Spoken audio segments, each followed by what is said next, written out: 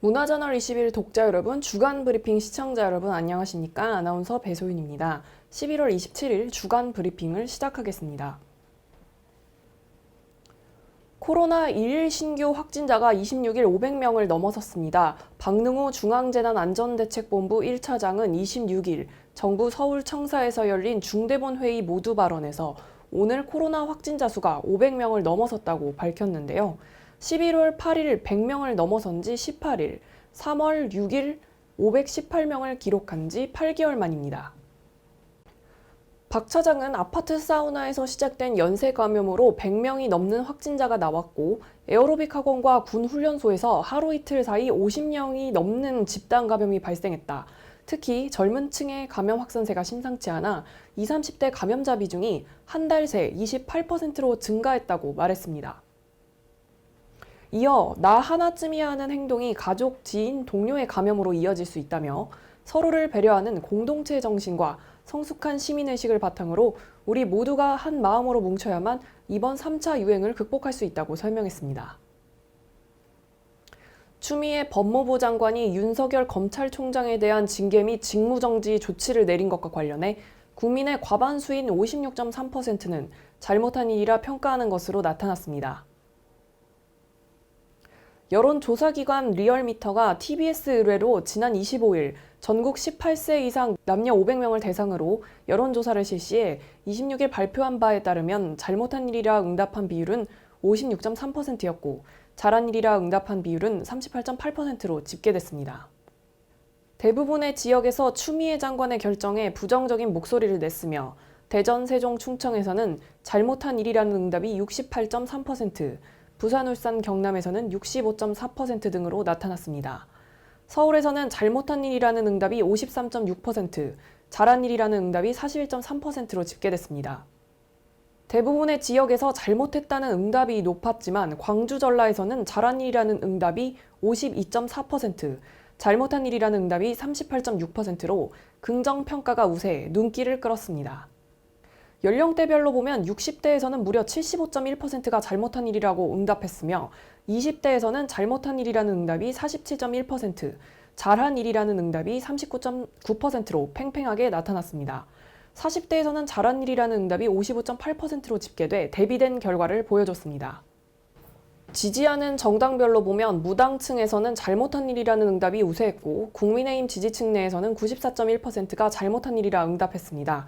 민주당 지지층 내에서는 83.9%가 잘한 일이라고 응답해 상반된 모습을 보여줬습니다. 이념 성향별로는 보수 성향에서 잘못한 일이라는 응답이 76.6%, 중도 성향자에서는 66.6%로 나타났지만 진보 성향에서는 71.8%가 잘한 일이라 평가한 것으로 나타났습니다.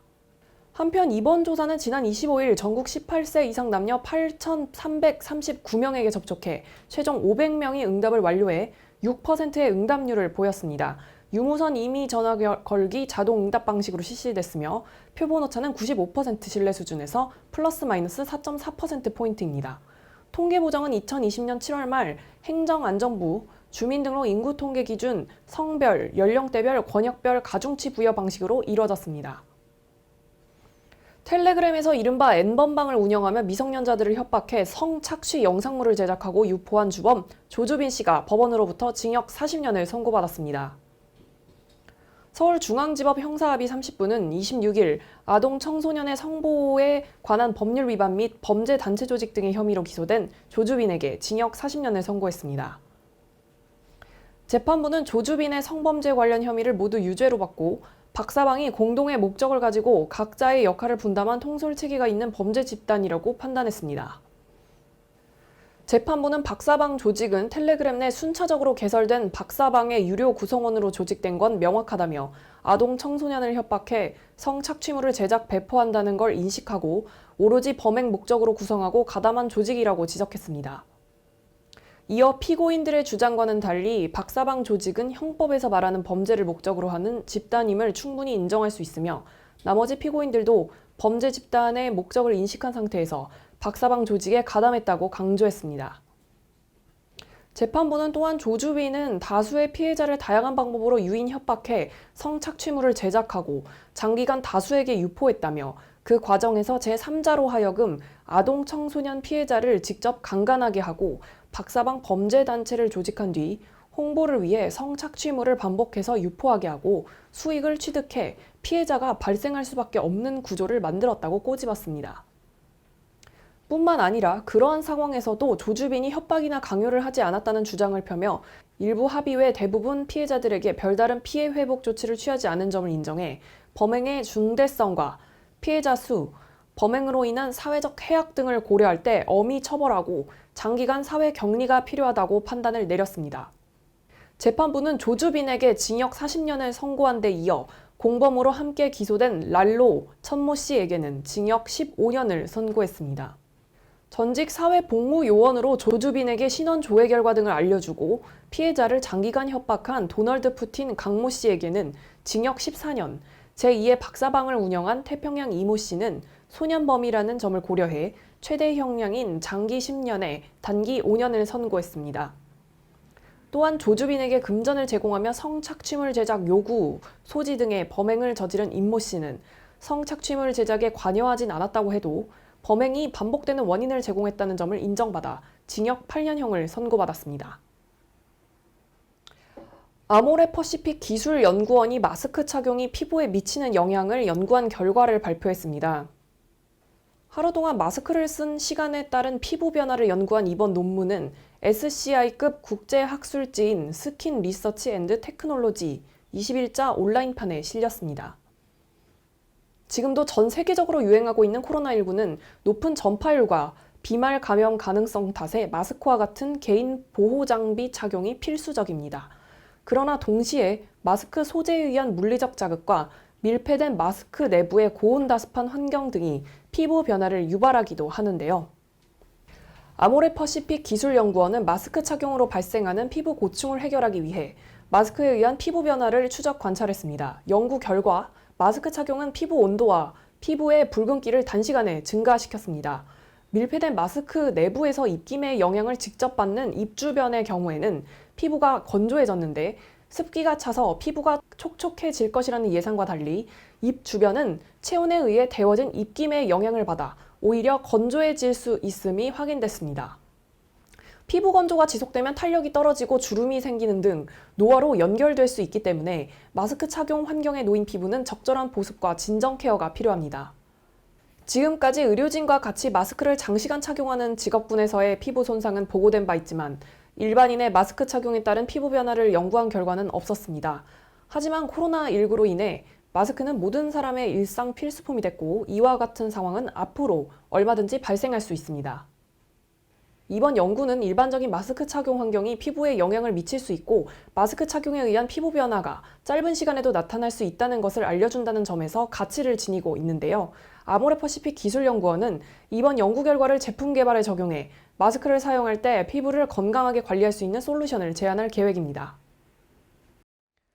경기도 내 중소기업인들의 화합과 교류 및 유공자 포상을 통해 자긍심을 고양하고 사기를 진작하는 화합과 격려회장인 2020 경기 중소기업인의 날 행사가 코로나19 사회적 거리두기 2단계 격상에 따라 수상자들과 각 진흥회 대표들만 참석한 가운데 간소하게 개최됐습니다. 26일 오전 경기도 수원시 라마다 프라자 수원호텔 그랜드 볼룸에서 경기 중소기업연합회가 주관한 2020년 경기 중소기업인의 날 행사가 열렸는데요.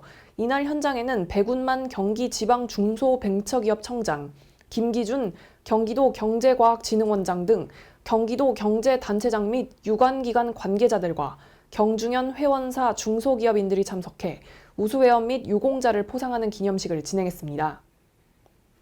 이흥혜 경기중소기업연합회장은 대회사를 통해 올해는 코로나19로 인해 우리 중소기업들이 지금까지 겪어보지 못한 환경 속에서 기업을 운영하고 있다면서 지속적인 성장을 이루기 위해서는 비대면 시대를 맞이해 발빠르게 대응해야 할 것이라고 강조했습니다. 그러면서 경기중소기업연합회에서도 회원기업이 비대면 시대에 잘 적응할 수 있도록 최선의 노력을 다할 것이라고 덧붙였습니다. 현장에 참석한 백운만 경기지방중소벤처기업청장은 축사를 통해 코로나19라는 예기치 못한 일들 때문에 오늘 이 자리에 많은 분들이 함께하지 못한 것이 매우 아쉽다면서 내년에는 반드시 나아질 것이다. 올 한 해 버텨내신 것만으로도 대단한 일이라고 말했습니다. 이어 올해는 어쩔 수 없이 자주 현장에서 만나지는 못했지만 마음만은 언제나 통해 있다고 생각한다. 내년에는 올해의 이 같은 상황을 자랑스럽게 돌파해내고 살아남았다는 무용담을 전할 수 있는 시간이 됐으면 좋겠다고 격려의 메시지를 전했습니다. 김기준 경기도 경제과학진흥원장도 축사에서 코로나뿐만 아니라 워낙 빠른 변화 속에서 기술과 시장이 변화하는 가운데 기업하시는 분들이 정말 힘들다면서 지금은 총체적 위기에 빠져 있지만 위기를 기회로 만들기 위해 많은 노력을 기울여야 할 때이기도 하다. 경기도 경제과학진흥원은 중소기업이 혁신 성장을 통해 세계로 진출할 수 있도록 끊임없는 지원을 해 나가도록 하겠다고 강조했습니다. 이날 진행된 2020년 경기 중소기업인의 날 우수기업인 및 유공자 포상에서는 중소벤처기업부 장관과 경기도지사, 경기지방중소벤처기업청장 표창과 경기도 경제과학진흥원장, 경기신용보증재단 이사장, 경기중소기업연합회장 표창이 수여됐습니다. 전 세계적으로 코로나19 확진자 수가 늘고 있는 가운데 수도권의 사회적 거리두기 2단계 시행에도 하루 확진자가 500명을 넘어서면서 걱정이 커지고 있습니다. 불필요한 외출 자제와 마스크 착용, 손 씻기 등 모두가 방역 수칙을 더욱더 잘 준수해서 한 주간 모두 건강히 보내시기 바랍니다. 감사합니다.